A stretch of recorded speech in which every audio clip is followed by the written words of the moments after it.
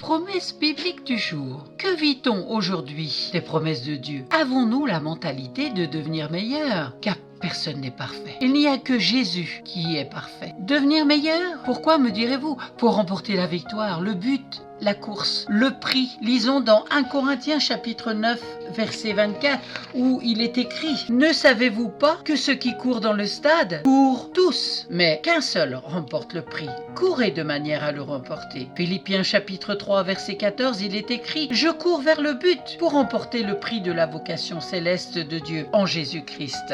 Dieu a fait une alliance avec nous. Il est fidèle. Lisons cela dans Agée chapitre 2, verset 5, dans l'Ancien Testament. Et dans le Nouveau, Dieu a donné Jésus-Christ à la croix du Calvaire, de Golgotha, qui est mort et qui est ressuscité, qui veut vivre en nous par son Esprit Saint. C'est important de forcer notre chair à devenir meilleure, à la ressemblance de Jésus-Christ. C'est lui notre modèle. Si le Saint-Esprit est en nous, tout est en nous. 4 lettres, tout veut bien dire ce que ça veut dire, tout. Agée chapitre 2, verset 9, il est écrit: La gloire de cette dernière maison sera plus grande que la première, dit l'Éternel des armées. Et c'est dans ce lieu que je donnerai la paix. La maison, on pourrait aussi dire nous, car nous sommes le temple du Saint-Esprit. Dieu veut recréer en nous la nature de Christ, et la gloire sera plus grande, et sa paix sera en nous, même dans un monde troublé où l'on vit aujourd'hui. Pour être un canal puissant avec l'Esprit de Dieu, nous avons une mission, un sacerdoce à accomplir. Il veut nous rajeunir comme l'aigle. C'est l'Éternel qui te fait rajeunir comme l'aigle. Psaume 103, verset 5. Bénissons encore Dieu parce qu'il nous rassasie de bien aussi longtemps que nous vivons. Il rassasie les désirs du cœur et il ne prive d'aucun bien celui qui marche dans la droiture de sa parole. 5 bienfaits, à savoir le pardon, la guérison, la préservation, le couronnement, le rassasiement, débouchent sur un résultat remarquable. Il nous fait rajeunir comme l'aigle. La maladie et la violence peuvent affecter le corps, mais